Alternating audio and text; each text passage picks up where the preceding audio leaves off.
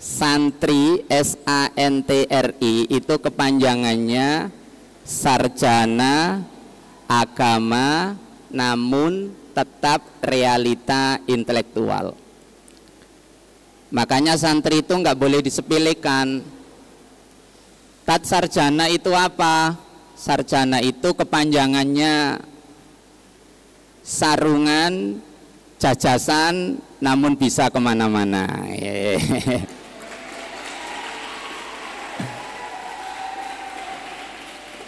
Jangan dikira kemudian yang sekarang sedang thalabul ilmi itu nggak bisa kemana-mana. Pemimpin-pemimpin negara itu alumni pesantren semua. Jadi ya sarungan, ya jas-jasan, namun bisa kemana-mana.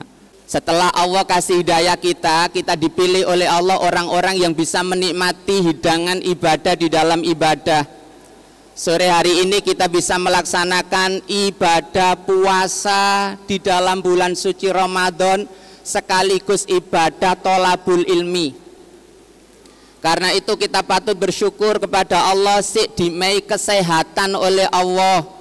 Isok tutuk hari ke-14 sekarang. Allahi wabarakatuh.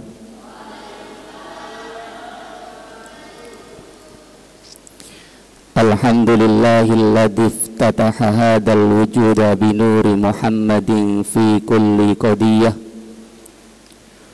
Wassalatu wassalamu ala khairil bariyah Muhammad wa ala alihi wa ashabihi wa mawalah. Qala Allah ta'ala fi kitabihil karim wa huwa asdaqul qailin. A'udzu billahi minasy syaithanir rajim. Innal ladzina amanu wa 'amilus solihati kanat lahum jannatul firdausi nuzula.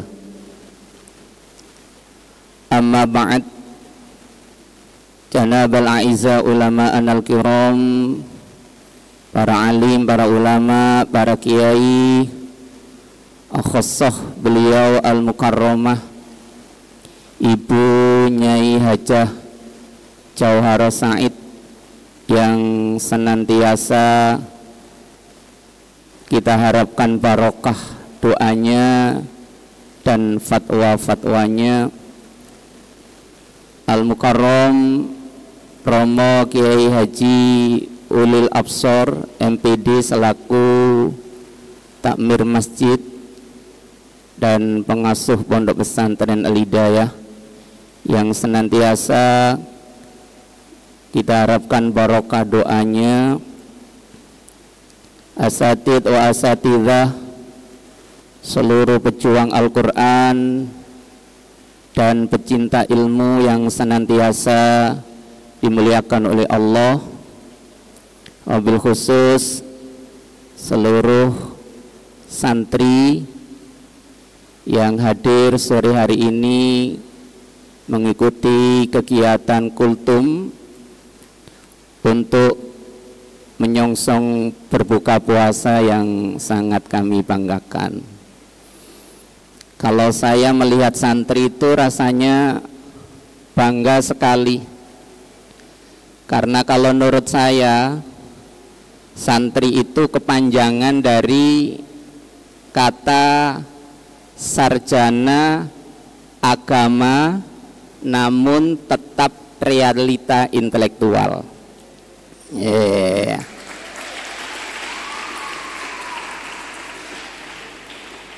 Hafal keplok tok lalian. Santri SANTRI itu kepanjangannya sarjana agama namun tetap realita intelektual. Makanya santri itu nggak boleh disepelekan. Tat sarjana itu apa? Sarjana itu kepanjangannya sarungan, jajasan, namun bisa kemana-mana.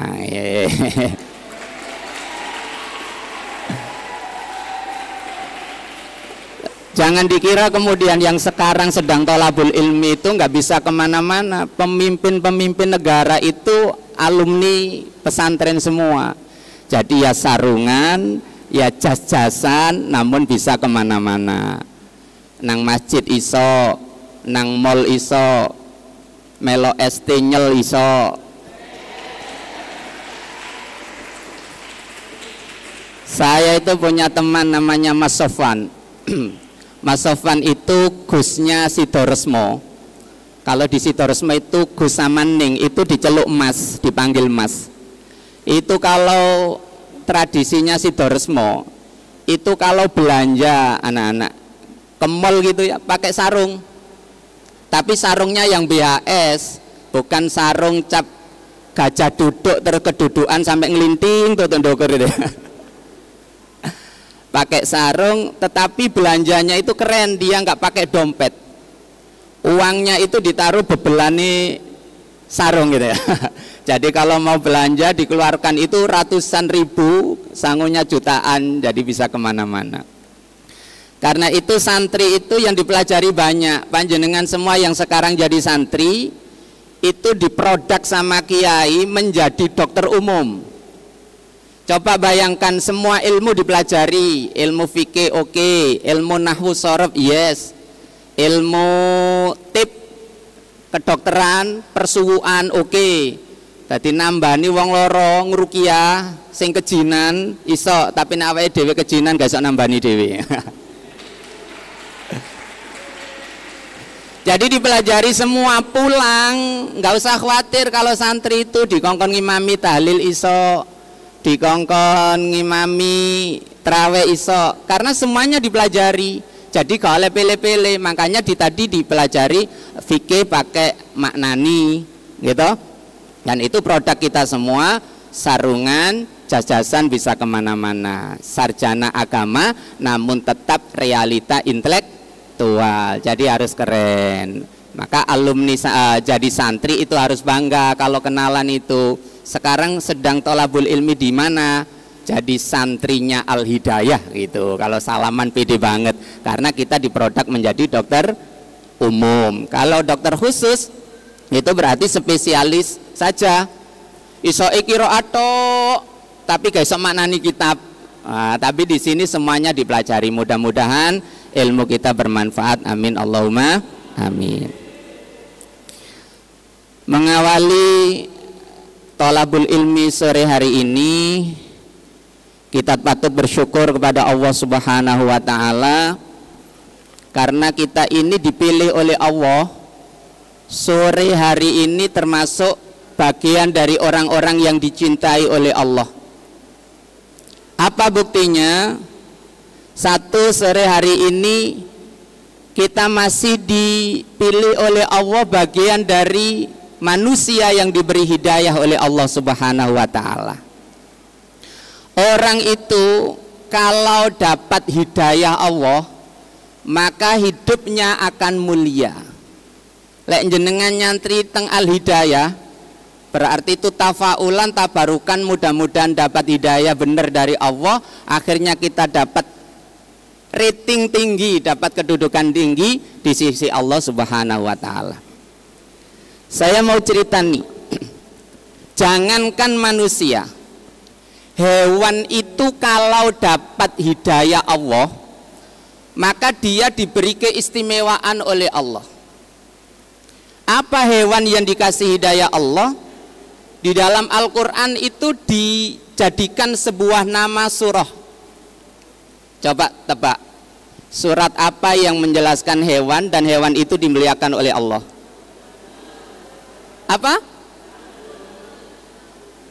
Ono Al-Baqarah, ya sapi ya, An-Naml, apalagi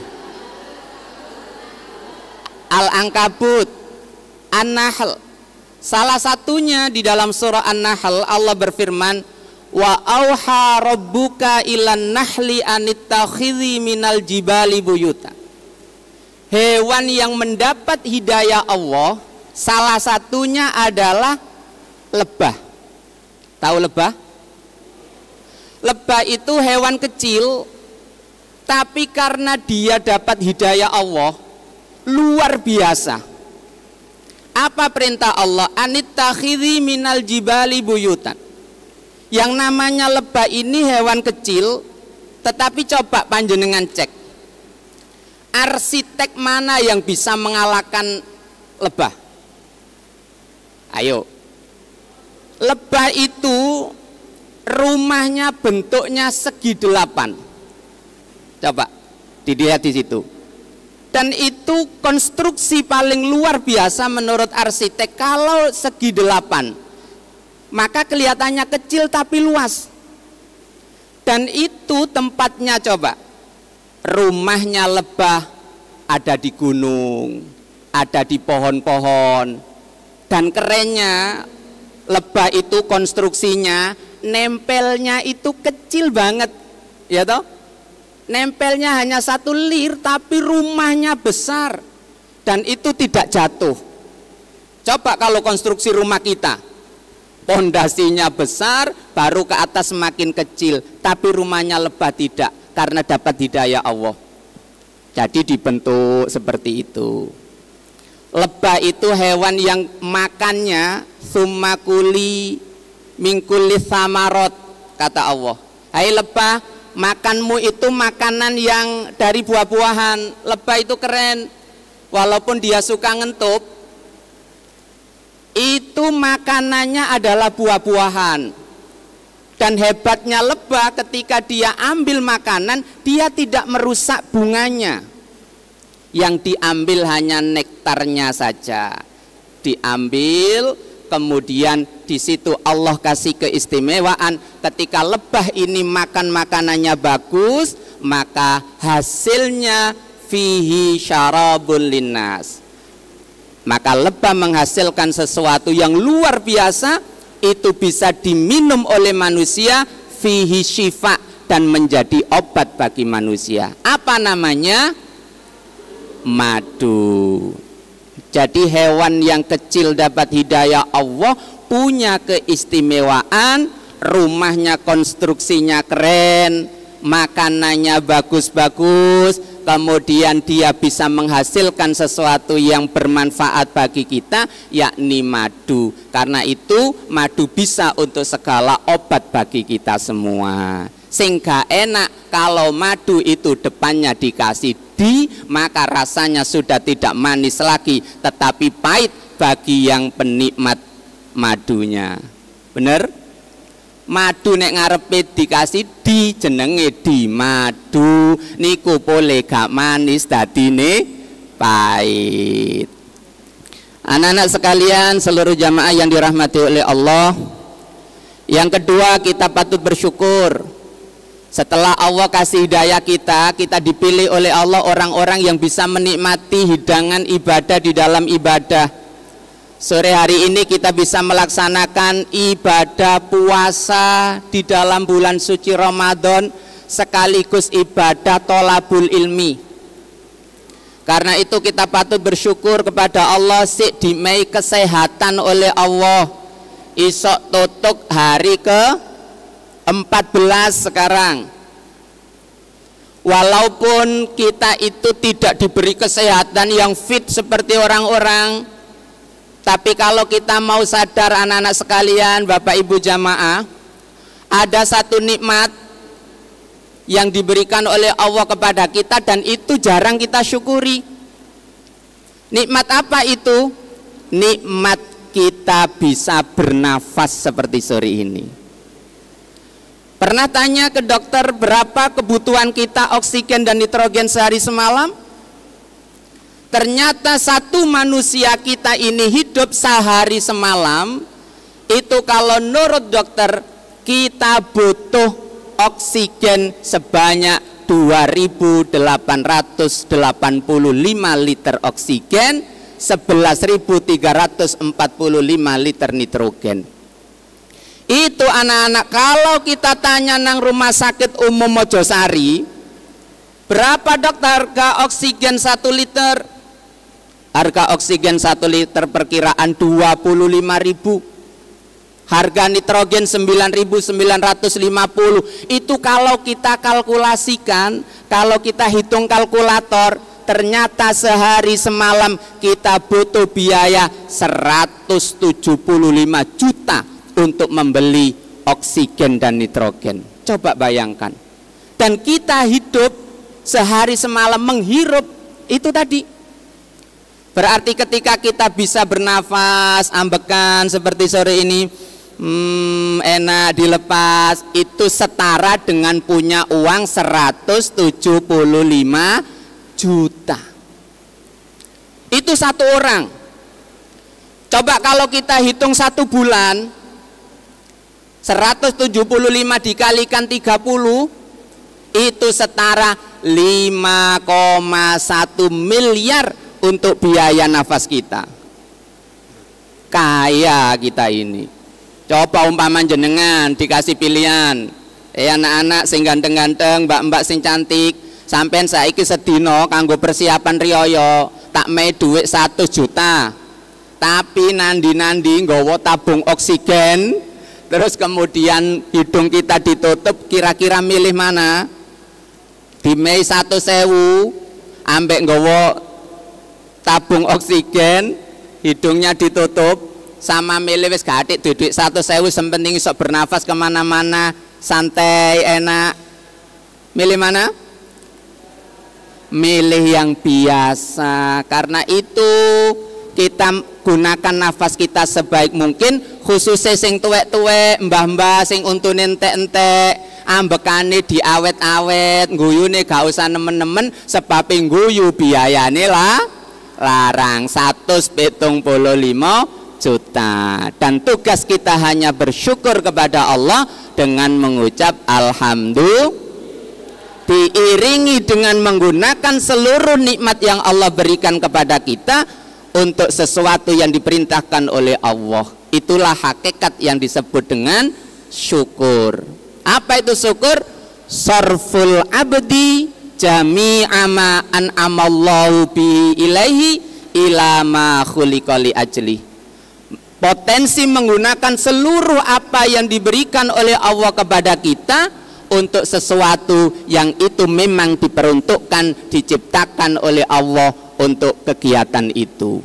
Dikasih mata digunakan untuk membaca Al-Quran, dikasih mulut untuk zikir kepada Allah, dikasih kaki berjalan menuju masjid untuk berjamaah sholat 5 waktu.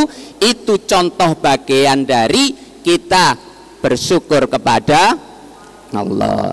Jamaah sekalian yang dirahmati oleh Allah, hari ini kita memasuki malam ke-15. Kalau boleh saya katakan, Ramadan itu seperti kompetisi sepak bola. Coba dilihat, dicek itu di masjid-masjid. Kalau masuk hari pertama sampai 10, pesertanya banyak, ibarat tahap penyisian. Semua ikut kompetisi sepak bola bareng-bareng. Kalau sudah masuk 10 hari kedua sampai ketiga, mulai babak penyisian, tambante peserta. Nanti masuk tanggal 21 ke atas, mulai semifinal sampai final. Akhirnya pemenangnya cuman juara 1, juara 2, juara 3. Juara 1 imami, juara 2 bagian Bilal, juara 3 makmum sitok, dadi baris wong telu kenceng ke belakang. Dan mudah-mudahan kita bukan dari orang-orang yang kemudian protol di tengah jalan, sampai kita menjadi pemenang semua. Puncaknya sampai akhir Ramadan kita bisa istiqomah beribadah kepada Allah. Amin Allahumma. Anak-anak sekalian, jamaah yang dimuliakan oleh Allah, sore hari ini sebenarnya saya kebagian tema bagaimana puasanya orang yang bekerja keras, tapi kayaknya sudah pernah disinggung. Saya ingin menyampaikan sebuah cerita, karena kita memasuki 10 hari kedua ini adalah maghfirah Allah.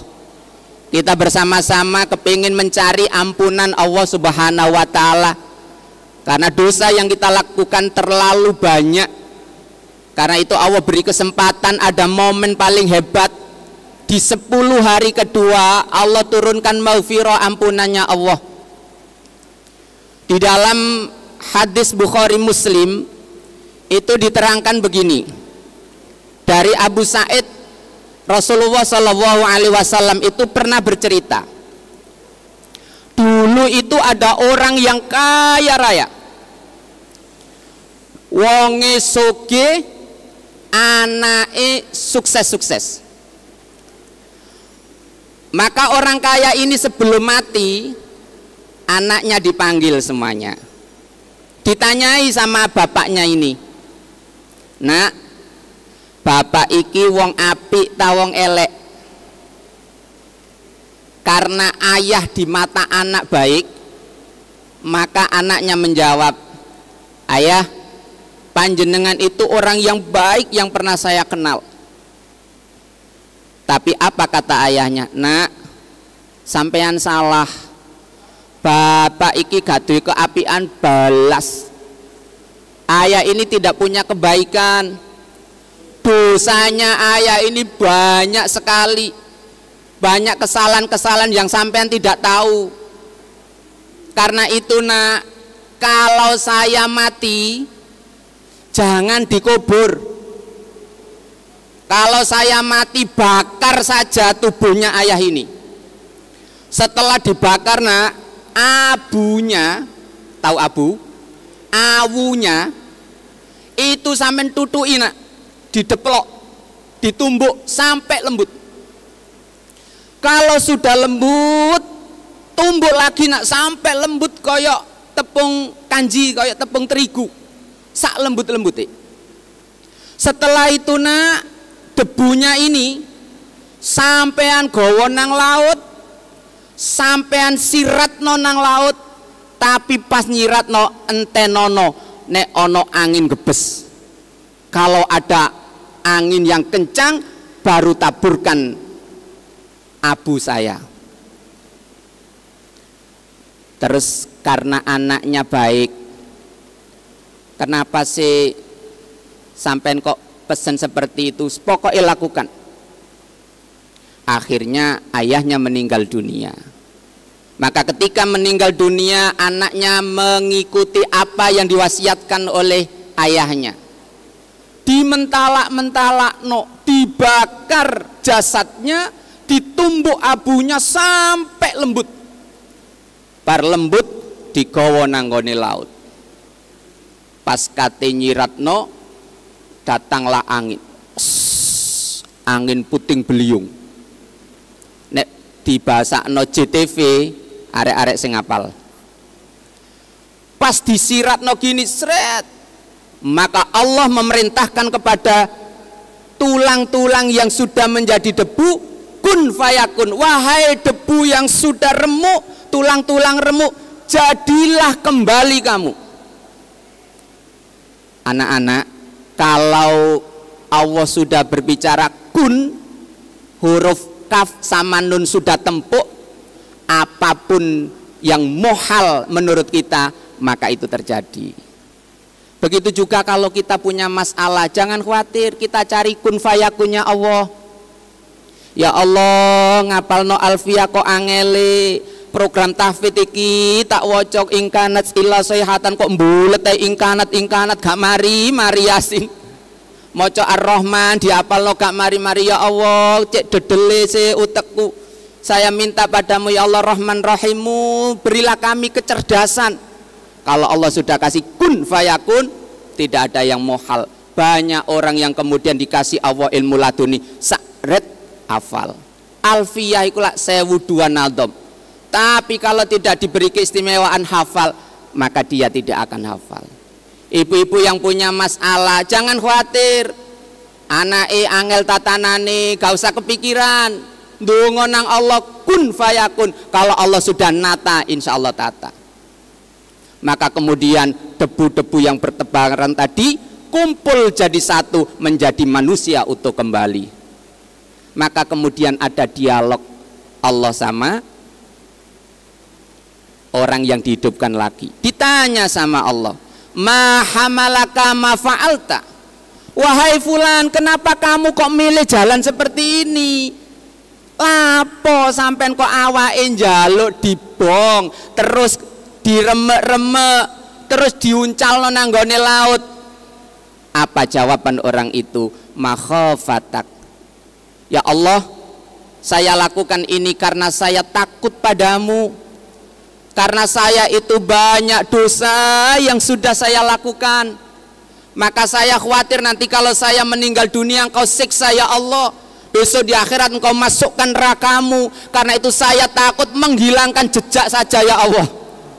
Kata orang itu, coba kalau badannya protol hilang kan angel lah, nurut menungso. Tapi ternyata Allah tidak. Jadi dia ingin dibakar tubuhnya, ditumbuk, karena dia ingin menghilangkan jejak biar tidak disiksa oleh Allah.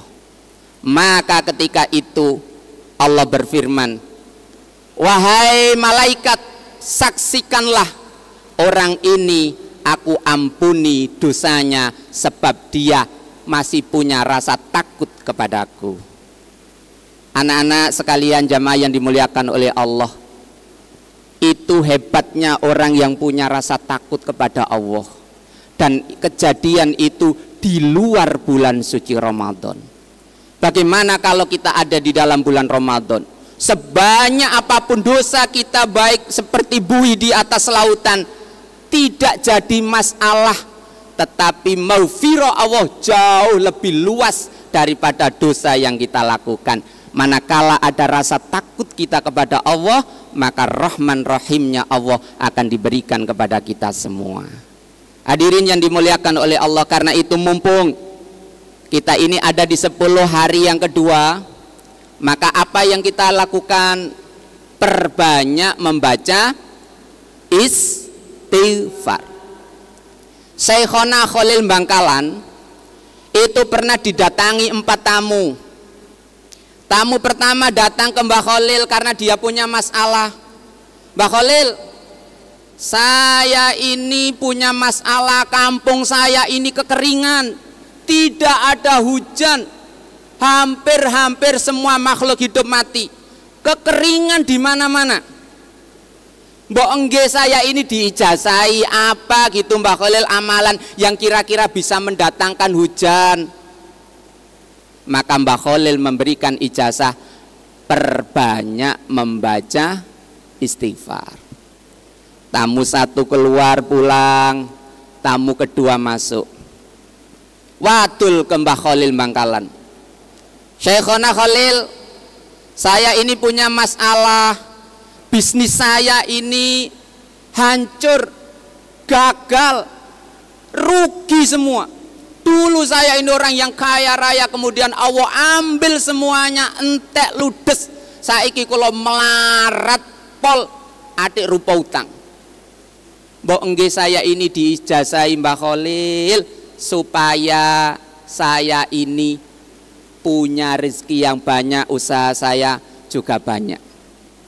Maka Mbah Khalil memberikan ijazah, perbanyak membaca istighfar. Nomor 1 tadi masalah apa anak-anak? Kampungnya nggak ada hujan, ekonominya hancur ya. Yang pertama tadi hampir tidak ada hujan, diijazai istighfar. Yang kedua bisnisnya hancur, kemudian diijazai istighfar. Yang ketiga Mbah Khalil, saya ini nikah sudah lama sekali. Bayangkan lama sekali tidak punya anak. Mbok ya saya ini dijazai, cek saya ini menikah segera diberi anak. Dijazai Mbah Khalil, disuruh banyak-banyak membaca istighfar. Kemudian ada orang yang keempat datang, tanya Mbah Khalil, Mbah Khalil, kalau niki punya masalah, istri saya itu Mbah Khalil, cek mentoloni ke saya, masak bedak saya yang membelikan, baju tak peleno nang Ramayana sing apik-apik nang Sunres, bendino tak main nafkah. Lah kok lek saya itu kemana-mana, istri saya selingkuh kepada yang lain. Mbok ya saya ini dikasih ijazah, gimana caranya istri saya ini nurut gak selingkuh? Kata Mbah Khalil, perbanyak membaca istighfar. Lalu 4 orang itu ketemu di jalan. Duh, sampean mang senang Mbah Khalil? Iya. Sampean? Iya. Wong 4 omong-omongan. Sampean mang masalah apa? Nomor 1 cerita, dijazai istighfar. Nomor loro telu papat podo.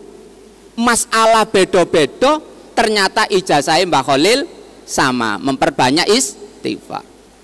Akhirnya protes, paling Mbah Khalil ini sudah tua lupa. Masa kita 4 orang masalahnya beda-beda kok ijazahnya sama? Ayo kembali nang Mbah Khalil, siapa tahu salah ijazahnya. Masa loro moto ya obat istighfar, loro udun ya istighfar, weteng ya istighfar. Wah keliru paling Mbah Khalil. Maka 4 orang itu memberanikan diri sowan ke Mbah Khalil, tabayun, memastikan benar enggak ijazahnya Mbah Khalil ini. Maka kemudian mereka datang, Mbah Khalil, gimana ini kita 4 orang masalahnya berbeda-beda, kok ijazahnya sama, memperbanyak istighfar. Maka Mbah Khalil dengan tenang menjawab, oh iya, masalahmu apapun, maka kuncinya membaca istighfar.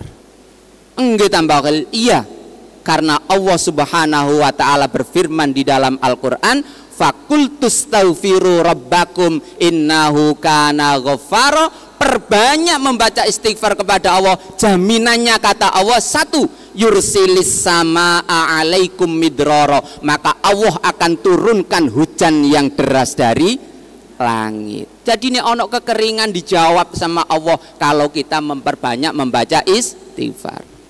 Yursilis sama alaikum midrara wa yumditkum bi amwalin, Allah akan perbanyak harta kita. Masalah orang kedua kejawab, bisnisnya hancur, usahanya rusak, wayai kiriman santri-santri, ya Allah saulan bapak kok durung ngirimi, padahal iki kate mule kate preyan, iki wayai bayar kok galunas-lunas, ya Allah nggak usah nangis, banyak-banyak maca istighfar, nanti Allah datangan klunting ditransfer sama yang rumah, lumayan. Wa yumtitkum bi amwali wabanin, dan Allah berikan anak-anak sing mandul-mandul angel, maka gunakan itu. Wa yaj'al lakum jannati wa yaj'al lakum anharo. Sing keempat, mana Mbah Khalil dalilnya sing bojo gak selingkuh? Maka dijawab sama Mbah Khalil, orang yang memperbanyak membaca istighfar, maka besok di surga sudah disiapkan bidadari. Bidadari yang cantik luar biasa, digambarkan dalam kitab umpama ngombe kopi, kelerek-kelerek ketok irengi, saking ayune, itu di surga tidak ada satupun bidadari yang selingkuh, dan itu bisa diperoleh dengan membaca istighfar. Apalagi bojomu sing modele koyok ngono, nang donya ayune ala gak ono 1/1000 bidadari, itu bisa ditata dengan memperbanyak istighfar. Karena itu ini firman-Nya Allah, mumpung kita ada di 10 hari yang kedua, sehari ke-14, masih ada kesempatan 6 hari ke depan, yuk bareng-bareng perbanyak membaca istighfar. Mudah-mudahan dosa-dosa yang sudah kita lakukan diampuni oleh Allah Subhanahu wa ta'ala, dan kita mendapat jaminan apa yang kita inginkan dikabulkan oleh Allah, dan seluruh permasalahan kita diselesaikan langsung oleh Allah Subhanahu wa ta'ala. Pun badhe buka sedaya kekhilafan nyuwun pangapunten awal hingga akhir, mudah-mudahan sedikit apa yang telah kami sampaikan menambah hasanah keilmuan kepada kita semua dan bermanfaat. Jangan lupa tidak hanya kita dengarkan dari telinga kanan kemudian keluar telinga kiri, tetapi lisan kita ringan untuk membaca istighfar, minta ampun kepada Allah Subhanahu wa ta'ala. Al-Fatihah. Kita berdoa kepada Allah Subhanahu wa ta'ala, mudah-mudahan apa yang menjadi harapan kita dikabulkan oleh Allah Subhanahu wa ta'ala. Allahumma salli wa sallim ala abdikal karim Muhammad wa ala alihi wa ashabihi ajma'in walhamdulillahi rabbil alamin. Allahumma salli ala Muhammad wa sallim.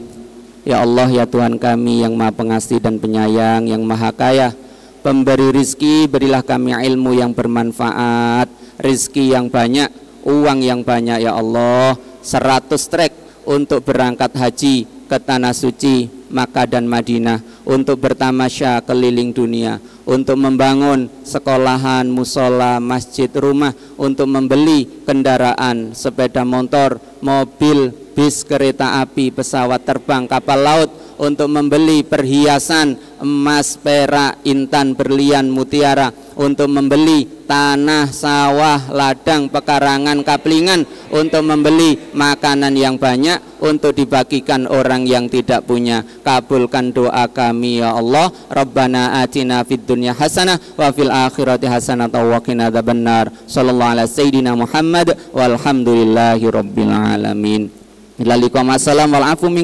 Assalamualaikum warahmatullahi wabarakatuh.